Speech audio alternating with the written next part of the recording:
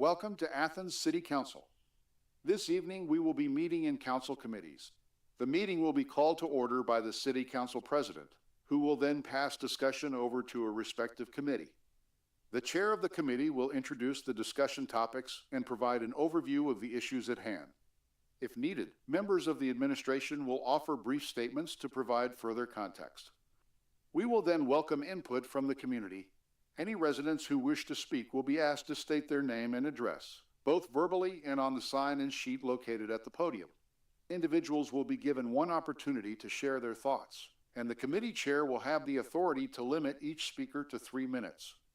Once all community members have had the opportunity to speak, the public comment portion will be closed. Council committee members will then continue their deliberations. There may be additional questions directed to the administration during this time. When the discussion on a topic concludes, the chair will indicate whether legislation will be introduced at the next regular session of council and move on to the next item on the agenda or adjourn the committee if their work is complete. The next committee chair will then call their committee to order, proceeding in the same manner as before. Once all committees have adjourned, City Council will be done for the evening.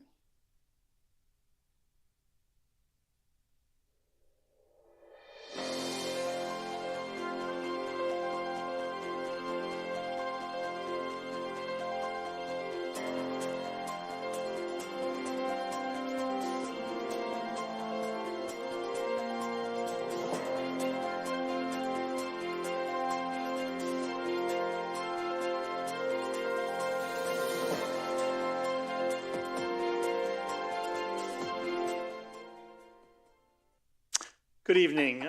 Welcome to Athens City Council. It's Monday, September 23rd, 2024, and tonight we are in committee meetings.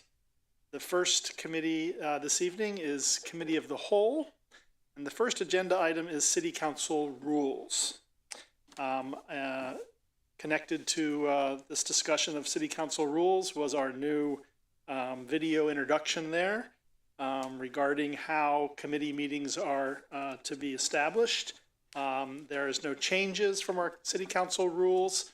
When this item was placed on the agenda for this evening, we had a robust conversation within the city building about our City Council rules and took a close look to make sure we're adhering to what the rules stipulate. And so that little introduction helps the public and all of us understand the order that things will go through. So the first agenda item, as I said, is City Council rules, and the chair, in this case, Committee of the Whole, I will be serving as chair for this first committee meeting tonight. We'll basically give a little introduction to what the agenda item is, see if there is any notes or information from members of the administration. And then we will turn to see if the public has any comments before we discuss the item in question. So the introduction to our City Council rules, there are a number of very slight changes that the council can see on their drive. Most of the changes are to take out gendered language and replace his or her with their in probably about 8 or 9 places, or they, he or she, changed to they. And the sort of pertinent but still slight changes are in Rule 2 about requesting special sessions, and in Rule 14, stipulating that the president has the ability to grant exceptions. This is granted in other places in the rules. It was just inserted again in that location. So that's the general introduction to this first agenda item. Does the city administration have anything to add this evening? Members of the public? Okay, thank you. So seeing none, I will now turn to council and we'll just go through this. Rule number 2, Special sessions of the council may be called by the mayor, president of council, or the clerk of council. President is inserted into the changes here. Upon the written request of 2 members of council. Previously, it stipulated 3 members of council. We think because most council business comes with a motion and a second, that 2 members of council was appropriate. Does anyone on council have any opinion on this matter of reducing from 3 members to 2 members for a special session of the council to be called? Yes, Member Swank. More of a point of order. I assume since we're discussing the rules of council, that all rules are in play tonight? Yes. Okay. So I have a question about rule number 1. We are talking about rule number 2. Again, deferring to the chair, at what point in time would discussion of rules that are not highlighted in red be appropriate? Part of the confusion over updating our rules lies with me. We discussed, as everyone knows, at orientation at the beginning of the year, that a discussion of amending the rules of council would be done during the calendar year.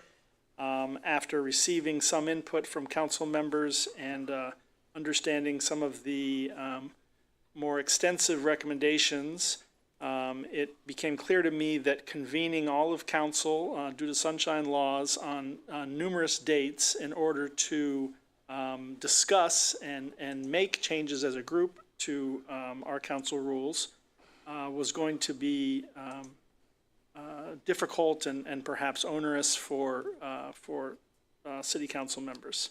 So I met with the former president, Chris Nisley, to talk with her about the last time she made revisions, the last time these rules were revised. And she indicated that they formed a separate committee with the law director, the president of council, and the clerk of council in order to be able to discuss any changes to the rules before bringing them to council for adoption and further discussion. So, Member Swank, I believe that will be the way we will go forward, and that there will be a subcommittee, so to speak, that will look at the recommendations that you have previously made, as well as Member Spianis and others, and move forward through that committee. So that wouldn't answer my question. Okay. I have some things I would like to talk about in rule number 1, rule number 14, rule number 17, rule number 20, rule number 29. And if you recall, it wasn't a matter of this calendar year, it was after we got through the first quarter. So That is correct. now we're almost into the last quarter. It just seems to me if we're going to talk about the rules, let's talk about the rules. And again, I would like to start with number 1, if at all possible. I don't support doing that this evening, Member Swank. As we have before us, we have all of the rules changes highlighted here in red. We don't have your suggested changes for all of the other rules that you mentioned. I think the best way forward is to bring those to the subcommittee and have them discussed at that level before we go into a full council discussion of those. So, Member Spianis? Yeah, because I spoke with you earlier about the idea of having that 3-member group, and I thought that I was in favor of that, but, and I think that I feel like this was sort of sprung on us rather than, because we had talked much earlier about having some kind of group committee to talk about this, that I am not prepared. Because of that conversation, I did not bring my changes, so I'm not ready to talk about them. And I think that it's best, I personally feel that it's best if we all of us, send any recommendations to this committee. Do we have to vote on having this committee, or is that something that the rules somehow state? because I think, I'm not in favor of revamping the whole thing, but I do have some places where I thought some clarity would be helpful, and also some places that I think would be, just make more sense. For example, we've all talked about this, the mayor has talked about this, rather than having regular sessions on the first and third Monday, having committee meetings on the first and third, so that, there's a chance for having that discussion prior to having, so, I mean, there's some things like that, but that's probably the biggest major thing, and I have some questions about some other stuff, but I don't want to get into a whole conversation tonight, I don't think. That would be my preference. Thank you. I will add that the law director is not here this evening, doesn't come Right. to committee meetings, and many of these questions, in is my opinion, should be discussed with her, and that could happen at the subcommittee meeting, and then also, obviously, at a regular session of council. Just to again respond to Councilmember Swank. Councilmember Swank, as you know, this agenda item was placed on tonight's agenda at your request. At that time, you cited two rules that you were specifically looking to clarify. You and I had a conversation, and when I explained that we were moving forward with adhering to our rules, including about how we consider all information that comes to a regular session, I thought you were in agreement that this was a proper way of proceeding. So it is news to me that you were looking to discuss, I'm not sure how many rules you just mentioned there. I do not want to go to a full discussion of all the rules. I think we should stick to the document that council's been able to review previously, and the introduction to this agenda item with those changes that we have before us. But, Member Swank, we will review your additional items. So that would be rule number 17 and rule 29. Right. Okay, so back to this process. We should put it in writing and send it to whom? I think the law director is the appropriate person. And what sort of timetable should we expect in terms of response? Without the law director being here, I can't answer that question. And after the committee has reviewed that, is it their prerogative to place it on the agenda, or are they looking at it from a procedural and legal standpoint, and therefore it will be placed on the agenda after that review? The committee has not met to review these changes in any official capacity. So I think that's the first question, once this subcommittee officially meets, to be considered. Okay, thank you. You're welcome. So back to the questions on the document in front of us. Any additional questions about moving from 3 to 2 members of council as presented in the document for special sessions? Yes, Member Reisner. Well, in all my years of being on council, and it's getting to be a few, I can't remember whether there was ever a problem finding 3 council members to call a special session if needed. I mean, why are we dropping it to 2? I heard your explanation Yeah. why, but I just, somehow I think, well, if it ain't broke, why fix it? That's an excellent point. Thank you for your input. Any comments on that? Yes, members. So to that point, what is the process and procedure to make these changes? I think the process starts by, in this case, the document being prepared by the law director and the clerk for the changes that really came out of updating our code with non-gendered language. There are, as noted, a few additional items in here. If council would prefer not to review these this evening, again, we are in committee. We're not voting on anything. We are simply discussing the proposed changes. So I guess my question is, when would we vote on these changes? At a regular session of council. And would we vote on the document as a whole or on individual changes?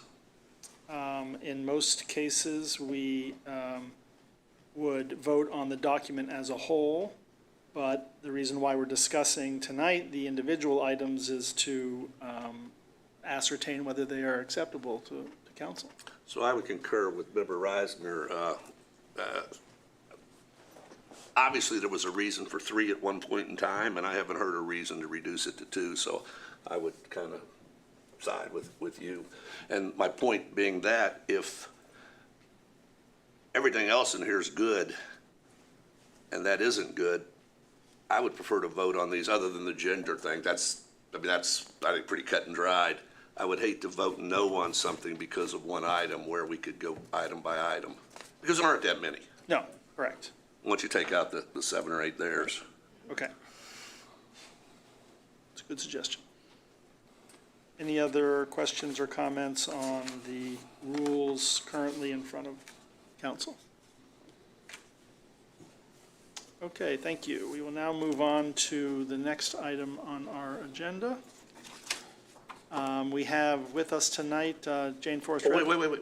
We're not going to talk about any of these others? I'm sorry. Yes, please. I asked. Does anyone have any comment? You want me to go through each one? Does Oh, I any- thought you were just on number 2. Okay, There's some significant changes in number 14. yes. Citizens shall be permitted to speak only one time at each regular session of council.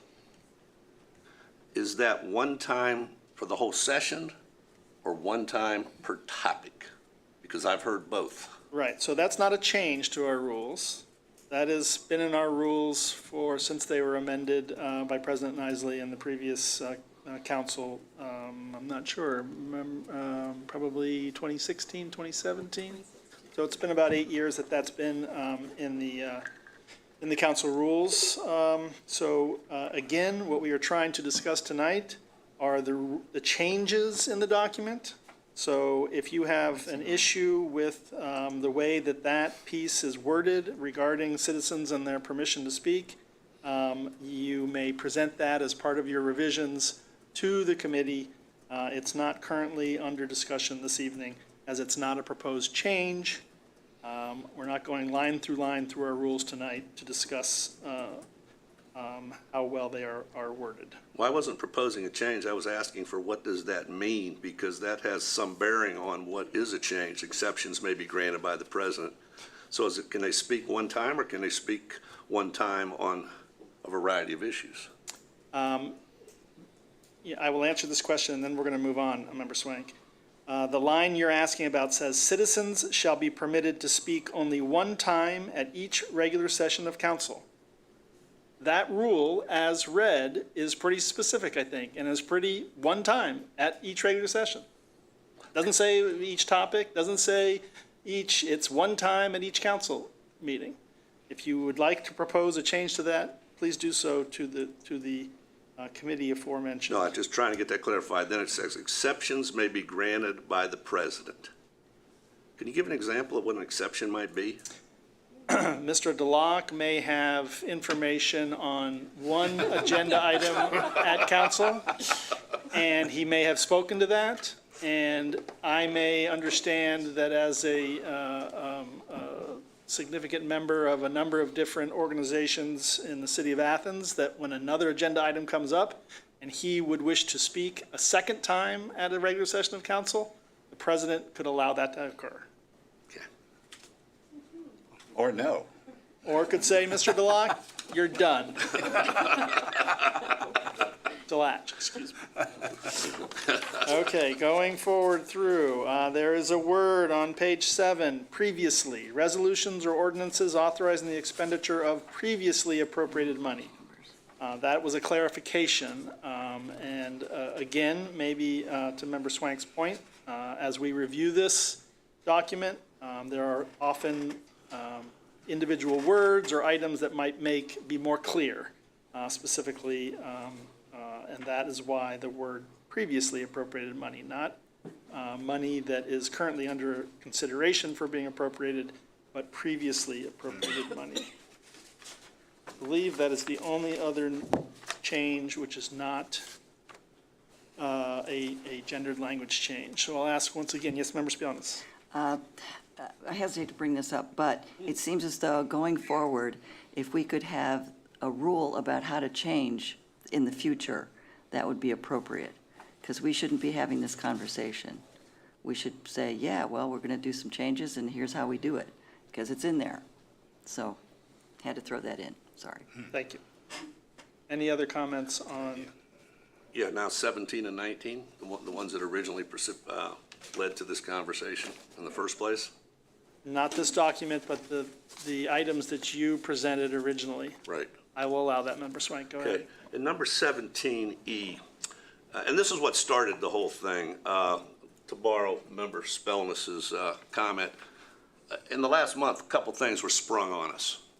One was the expansion of, the proposed expansion of the DORA, which we received during the meeting, and the other was some appointments.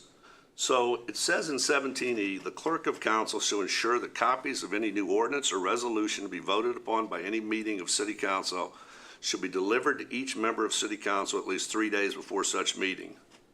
To facilitate the process for regular sessions, only legislation in the hands of the clerk of council by the end of the business day on Wednesday immediately preceding the regular Monday council session will be listed on the agenda for the regular session or the following Monday, unless in the case of extenuating circumstances or emergencies. And we all know things do come up in an emergency.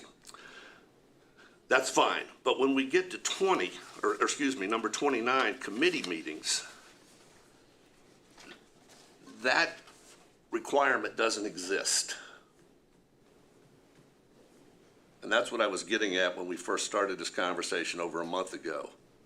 That for committee meetings, similarly, the material be in the clerk's hands by the close of business Wednesday so that individual council members have an opportunity to do any homework, research, or whatever over the weekend prior to that Monday meeting. And that's what precipitated this whole thing. So when I received the email that it reviewed and that was already in the rules, I looked at that and I can't find that in the rules as it relates to committee meetings and when the material is due to the clerk for the assemblage of the agenda. And that's what started this whole thing. And what I'm getting at is I would love to see verbiage, and that's when I sent an email to the clerk and the law director to help with verbiage for that for committees.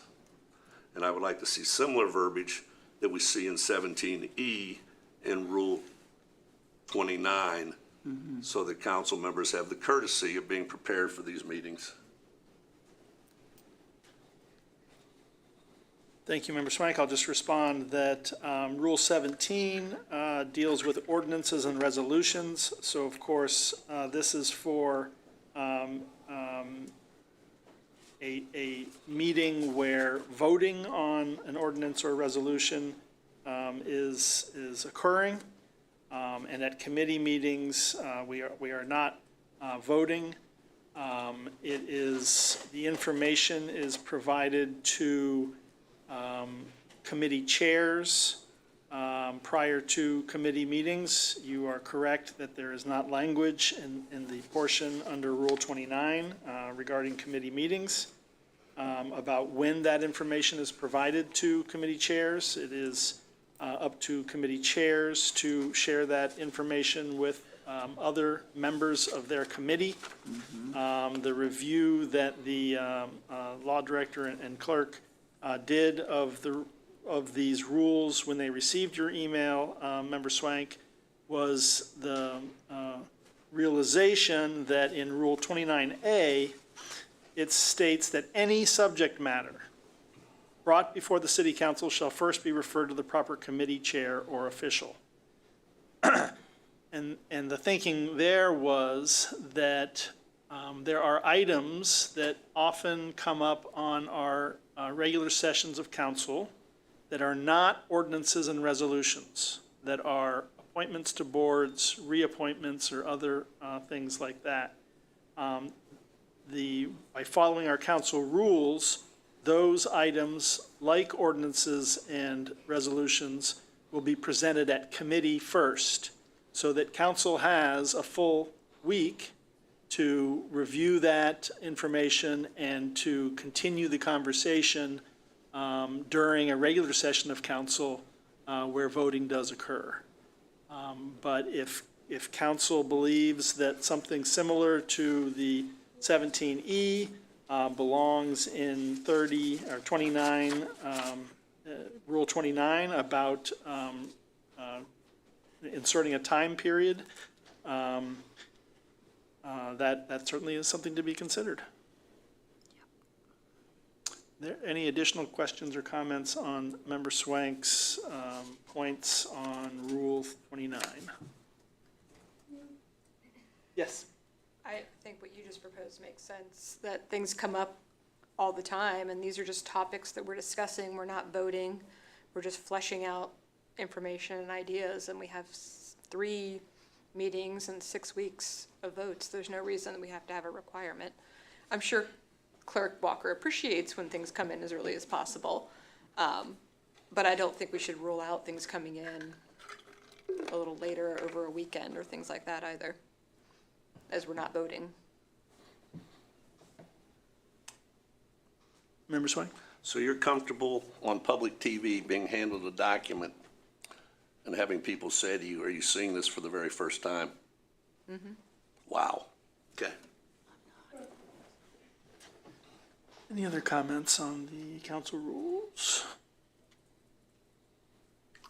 Okay, now we will be moving on to the second item on our Committee of the Whole agenda. We have with us tonight Jane Forrest Redfern. The second item is the Athens Hocking Solid Waste Management Plan, and she'll be presenting. Would anyone from the public like to say anything about the plan before Ms. Redfern speaks? Thank you, Ms. Redfern. Please go forward. Jane Forrest Redfern. I'm the director of the Athens Hocking Solid Waste Solid Waste District, and I have before you the Athens Hocking Solid Waste Management Plan 2025 to 2024, version 3, adopted on September 4th, 2024, for ratification for your consideration. Before your summer recess, I gave an extensive review of the solid waste management plan, explaining where we are with garbage, recycling, and how we were going to fund it. As you know, I'm doing a very truncated presentation. That's okay. As you know, this improved parcel fee went down, and so the contingency budget was to increase landfill and generation fees. And so the board took into consideration, the policy committee, who developed this plan, took into consideration the feedback that they received at the public hearings for the plan as well as the parcel fee, made some changes, and they eliminated the parcel fee from the plan and adopted a 2-2-2 tiered rate. And before, the tiered rate was $1 for in-district waste, $2 for out-of-district waste, and $1 for out-of-state waste. And the policy committee recommended it go 2-2-2, which is very similar to other districts in the region. Secondly, there's a generation fee that is charged on any garbage that leaves the district, no matter if it goes to the Athens Hocking landfill or transfer stations or other landfills in the area. They are charged $3 per ton for our garbage. That money then gets sent to me monthly, as do the landfill fees, and that is how the district is funded currently. And the committee decided to raise that generation fee from $3 to $5. So basically, it's through those generation fees that we are going to be able to have a budget and be able to move forward for the next 15 years. There's not a lot of wiggle room in this plan. We had big plans because a lot of people had great ideas in the district about how to move forward, multi-unit housing, composting for everyone, hard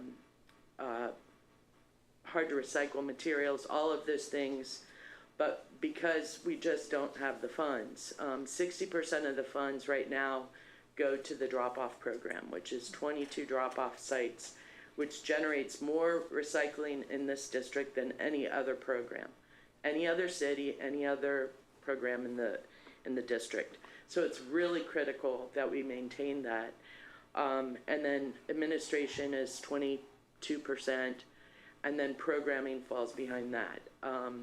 So as we move forward, if fees at the landfill go down or generation fees, I mean, that's my job, is to reduce garbage going to the landfill. I hope I don't do too good of a job. No, yes, of course I want to do it. But it's through those fees that we'll have to just make some difficult decisions moving forward. This plan gets reviewed every 5 years, and it's very comprehensive. The hope is that we're able to get special grants, which I'm a very good grant writer, and be able to create things like the recycling trail and the move-on guide and having the 13 semi-trucks full of tires. Those were all done through grants. So I'm hoping that we can get to those second priorities, third priorities down the line with those sources of funding. So the committee has approved it, and now I have to go to 41 jurisdictions within the district, get 60% of the population to agree to the plan. And so I'm asking for your support to approve the plan. We cannot make changes at this point. We had 3 public hearings on the parcel fee, which were very well attended, and 2 a public comment period and public hearings on the plan. And our wonderful policy committee members coming from all over the district in all different fields gave some great input. So we have a lot of input, a lot of great stuff in here, and I hope that you have a chance before you vote or have the first reading of the ordinance. You have to vote it up or down. If you vote it down, then we have to go, not sure. It is mandatory that the city of Athens and the city of Logan and both county commissioners approve this plan. So it's really important that if there are issues or questions that you have about the plan, let me know as soon as possible. But I would hope that you would support the great work that we do here at the district with our recycling days, our household hazardous waste collection days, and kind of leading the effort towards moving our region forward and making it the most beautiful district in the state. So I didn't really want to go into many details. This is quite a long plan, and I gave a very extensive presentation on the plan just a month and a half ago. Yes. I just have one clarification question. On the fact sheet that you gave me, Yes. gave us, so you don't have to go to the big document. On item number 4, it says the amount of money that you're expecting the proposed fees to generate for landfill fees, generation fees, and user fees. Right. Could you please clarify for me what the user fees applies to? Right.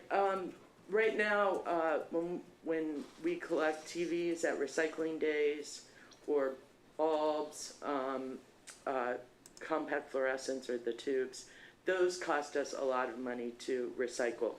So we are going to be, we will continue charging those fees. For instance, refrigerators have come on board. We have a source of getting rid of dehumidifiers, refrigerators, air conditioners, which are really hard materials to recycle. But we're gonna have to charge $20 for a refrigerator compared to $100 at Lowe's. So, or you have to take it somewhere and have the Freon taken out. So it's through those user fees that we're going to be able to recycle those hard to recycle materials. Okay. Also, at the, it is being considered by the board that oversees that for drop off at the Sutton Road Recycling Center, there may be a user fee, $5 or something like that, basically to just have cash flow in order to get rid of, the materials that we have. there's a lot of, it's not so much the expense always of, you know, the TVs, they weigh them when they get there, right? And they charge us per pound. But other materials, they charge us a lot of shipping. So it's those user fees, but there's not gonna be any user fees at the drop-offs. These will be special materials and they will be always reasonable, and there's always generous people out there that pay forward. So if someone can't afford to pay, we always work with them on that. That's really good. Yeah, thank you. Also tires, we have to charge 50 cents per tire. I think we're at 8,000 right now for this year, and nobody, you know, no one's screaming that I'm charging them too much. This might be a question for the clerk. On the document you gave us here today, it says that the county commissioners and the cities of Athens and Logan are required to pass a resolution for plan approval. Is that a one reading resolution, a three? We have an ordinance, okay, it's actual ordinance, okay, all right. Well, I'd just like to say, Jane, that having worked with you on that little project, and communicating with you about the cleanup days and how you got a grant to expand that, I'm just so pleased with all the work that you're doing, and I really appreciate that you not only do the hard, high-level grant stuff, but you also get in there and clean up yourself, and I'm very impressed with that. Yeah, I like to dress up, yes, I do. I miss those days. That wasn't exactly what I meant. You get in there and clean up too. So thank you. One financial question for you real Yes. quick. I know that the Nelsonville, the former Kilbarger landfill is expanding, correct? I'm not, I have no knowledge of that. Okay. It appears to be expanding, at least you can see it from the 33 Nelsonville bypass now when you couldn't Something. previously. Yeah, I think it's more ground cover. I mean, in legal terms, they aren't, I don't believe they're expanding. I can get back to you on that, but I think it's just to remove the cover so they can begin working on a particular cell. Okay. I didn't know if that, or my question actually is if there is additional waste coming into the community from outside of the state. Yes. Do you speculate that those fees that revenue will increase over the life of the plan or over the next 5 years because of that excess, that out-of-state waste coming in, the increases? The out-of-state waste, there are many communities in the state of Ohio, many districts that are seeing a fluctuation of in-state waste or out-of-state waste. We haven't really felt that in this area. We do have a lot of special out-of-state waste that comes here. It's a byproduct of aluminum recycling, and that may impact the future of the plant. But it's no telling, I mean, I can't change this plan anymore. Yeah, no, I'm not asking you to. I'm just looking for information. At this point, it's 18 months of work, so, but, you know, that's my job, and to keep the policy committee as well as my board informed of what may happen because it directly impacts. And if we do in fact get an influx of funds, we do have all of the items in the plan prioritized. So if we get additional funds, we'll go to priority 2. If we get additional funds, priority 3. Or if a grant comes out for this, we have it already in our plan to be able to document, yes, it was in our plan. So, but I can't, the population is flat for our region for the next 15 years, so is our garbage. What happens outside of the economic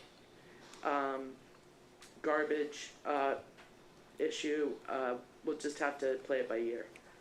Okay, So, thank you. thank you. Member McCary? Thank you. Lots of work that went into this very thorough plan, and I appreciate the prioritization that you just mentioned. I was looking at page 142, an appendix that summarizes priorities and program descriptions.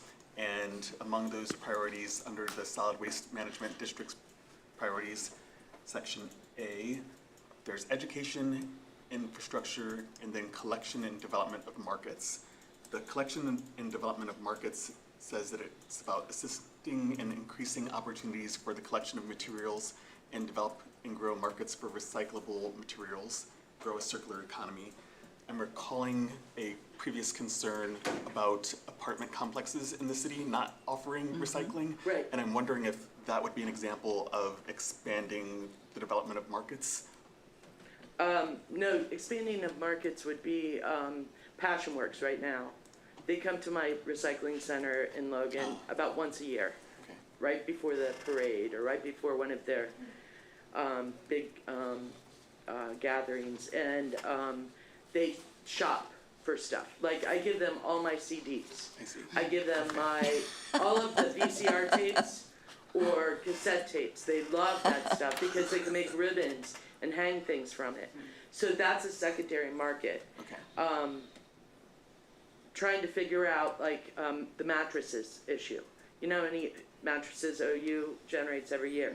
So what if we had a company that could recycle those fibers, you know, use the rewood, I see. deconstruct, and that's the whole point of a center for hard to recycle materials. It's just, right now, I don't even have a restroom at my recycling center, so I couldn't quite have people come there and deconstruct mattresses, but that's kind of in the horizon. Thank you. Yep. So then, is there anything in the plan that does talk about expanding services into large apartment complexes in Athens? Yes, it's the multi-unit housing, and I believe it's in priority 2. Thank you. Yes. Yes, thank you. Any other questions for Ms. Redfern this evening? Thank you so much. All right, and I just urge you to pass the plan, and I want to thank the mayor for sitting in many, many presentations and being on the policy committee. His experience and input was very, very helpful. So appreciate all of your support. And oh, here's a shameless plug, sorry. Recycling Day is October 19th from 9 to 1. We are not accepting tires at this event. We don't have a grant for it, and we are not taking shredding. So please don't call me. If you do call me, we can take shredding at the Sutton Road Recycling Center. So, but we're taking anything, scrap metal, anything that you want to get rid of. If we can't reuse it, we'll recycle it. If we can't recycle it, it will go in Rumpke's garbage trucks, thanks to them. So I encourage everybody to come out and reuse and recycle. Thank Is that you. at the fairgrounds? At the fairgrounds from 9 to 1 on Saturday, October 9th. Thank you very much. 19th. Sorry. Elected officials or city administration have anything to add to? Okay. So that ends committee of the whole. And part of adhering to our rules as already established is that committee members or, council members who are not on a committee will no longer sit at the sort of adjoining table and be asked to comment on every committee item like we've done in the past. Council members who are not on a committee may sit in the audience with the rest of the public and have the same opportunity to participate when the chair offers the public comment period at the beginning of the agenda item. So next we have the service, City and Safety Services Committee, chaired by Micah McCary and joined by Mr. Reisner, Mr. Swank, and Ms. Thomas. See you later. And you're now obviously under no obligation to stay, non-committee members. You Yeah. may skedaddle if you so choose. Oh, wait a minute, I gotta stay. Okay? You are now a member of the public. I tried.